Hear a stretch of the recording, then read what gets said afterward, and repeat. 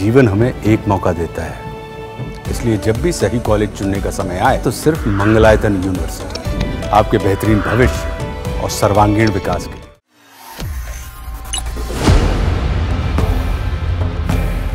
खबर Israel Iran युद्ध को लेकर, जहां एक और धमाका हुआ है, लेकिन इस बार धमाके का मोर्चा बदल गया है। धमाका हुआ है सीरिया में, और सीरिया में हुए धमाके के बाद में अब प्रतिक्रिया आनी शुरू हो गई है। किसकी? सीरिया की। सीरिया के अंतरिम राष्ट्रपति हैं, नाम है अल शरा। कौन है शरा? शरा की अपने आप में एक अलग इतिहास है। शरा के ऊपर करीब 85 करोड़ रुपए का इनाम रखा गया अमेरिका की ओर से। 5 साल अमेरिकी जेल में भी रहे। बाद में ये ट्रंप के साथ भी नजर आए, जिसे लेकर कई लोग हैरान हुए कि अमेरिका ने जिस शख्स के ऊपर 85 करोड़ का इनाम रखा, उसके साथ किस तरीके से फोटो फ्रेम शेयर करते हुए अमेरिकी राष्ट्रपति दिखाई पड़े। लेकिन अब यहां पर जो खबर है वो है इजराइल को लेकर। इजराइल अमेरिका का दोस्त माना जाता है, और जो तस्वीरें ट्रंप की आई शरा के साथ, उससे भी ये पता चलता है कि शरा भी, यानी कि सीरिया भी कहीं ना कहीं अमेरिका का करीबी कहा जा सकता है। लेकिन अब इजराइल ने उसी सीरिया पर हमला कर दिया है। हमला करने के बाद में अल शरा का रिएक्शन आया है, लेकिन रिएक्शन जानने के साथ ही सबसे पहले जानते हैं कि आखिर इजराइल ने यह हमला सीरिया पर किया क्यों। तो सबसे आप शॉर्ट में थोड़ा सा बताइए कि आखिर ये अटैक क्यों किया, और उसके बाद बताइए कि आखिर सीरिया के जो इंटरिम प्रेसिडेंट हैं, उन्होंने अब इस पर किस तरीके से रिएक्ट किया है। दरअसल नेतन्याहू ने जो नया वॉर फ्रंट खोला है, उसके पीछे रीज़न है जो इजराइल ने दिया है। इजराइल का कहना है कि हमने अपनी आत्मरक्षा में ये हमले किए हैं क्योंकि उसकी सीमाओं के पास जो सीरियाई और ईरानी गतिविधियां हैं वो उसके लिए खतरा बन रही थी। और इजराइल का कहना है कि जो सीरिया में द्रूज समुदाय है, ये पूरा जो बवाल हुआ है या फिर जो हमला इजराइल ने किया है, ये पूरा मामला ड्रूज समुदाय को लेकर है। और इजराइल का ऐसा आरोप है कि ड्रूज समुदाय के साथ वहाँ की फौज, यानी कि सीरिया की फौज अमानवीय हरकत कर रही है।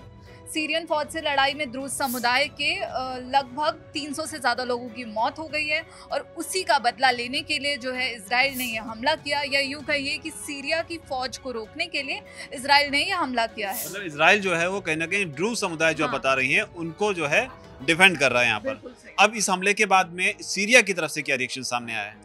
इस हमले के बाद अब पहली बार जो है खुलकर सीरिया के राष्ट्रपति का बयान आया है, और सीरिया के राष्ट्रपति ने काफ़ी सख्त लहजे में एक चेतावनी दे दी है इजराइल को, नेतन्याहू को। और चेतावनी देते हुए उन्होंने कहा कि हम जंग से नहीं डरते, हमने पूरी जिंदगी चुनौतियों में लड़ते हुए बिताई है, लेकिन हम सीरिया को तबाही की आग में नहीं झोंकेंगे। अल शरा ने आगे कहा कि उसने इजराइल पर सीरिया में सांप्रदायिक फूट भड़काने का आरोप लगाया, और चेतावनी दी कि किसी एक मोर्चे पर जीत का मतलब ये नहीं है कि हर जगह जीत पक्की है। यहाँ पर उन्होंने शायद इजराइल ईरान का जिक्र किया हो, और इसी बात पर बोलते हुए उन्होंने कहा कि आप ये नहीं मान सकते कि अगर आप हर जगह जीत रहे हैं, कहीं और वॉर फ्रंट चल रहा है वहाँ जीत रहे हैं, तो यहाँ भी आप जीत जाएंगे। उन्होंने साफ किया कि सीरिया किसी भी बाहरी दखल को स्वीकार नहीं करेगा, खासकर ड्रूजों के मामले में। ये जो पूरा मुद्दा था वो ड्रूज समुदाय को लेकर था, और ड्रूज समुदाय पर भी उन्होंने एक बड़ी बात कही। उन्होंने कहा कि ड्रूज हमारे मुल्क की आत्मा है, उनके हक की हिफाजत करना हमारा कर्तव्य है। राष्ट्रपति अहमद अल शरा ने यह भी कहा कि हम बातचीत को अहमियत देने की जो है अपील करते हैं, मांग करते हैं, और कहा कि जो अमेरिका, अरब और तुर्की की मध्यस्थता ने हालात को बेकाबू होने से रोका है। तो ये पूरा बयान था राष्ट्रपति अहमद अल शरा का। और इसी बीच आईडीएफ ने भी दावा करते हुए ये कहा है कि सीरिया के स्वेदा क्षेत्र में सीरियाई सरकारी बलों पर हमारे हमले जारी हैं, और हमने बख्तरबंद गाड़ियों के साथ साथ जो सैन्य वाहन ही नहीं, हमने सीरियाई सेना की चौकियों, हथियार डिपो और उनके अन्य रणनीतिक ठिकानों को भी दक्षिणी सीरिया में निशाना बनाया है।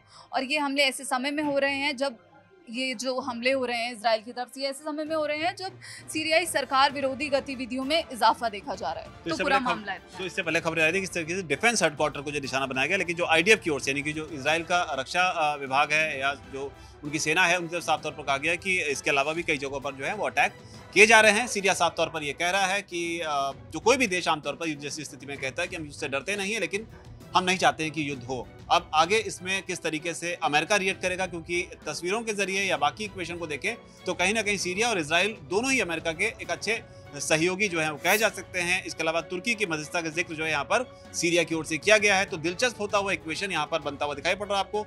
नक्शे के जरिए भी आप लगातार देख रहे हैं कि किस तरीके से बॉर्डर जो है एक दूसरे के साथ ये शेयर करते हैं। लेबनान भी आपको नक्शे में नजर आ रहा है, जिसमें लेबनान पर भी हमले की खबर निकलकर सामने है कि इजराइल ने लेबनान पर भी हमला किया। अभी हमला क्यों किया है, इस पर और डिटेल जैसे ही सामने आएगी हम तुमसे शेयर करेंगे, लेकिन फिलहाल इस रिपोर्ट में इतना ही। और जो सिचुएशन इजराइल के साथ में यहाँ पर बन रही है, उस पर आपकी क्या राय है, जो भी राय नीचे कमेंट सेक्शन में मुझसे जरूर लिखें। धन्यवाद।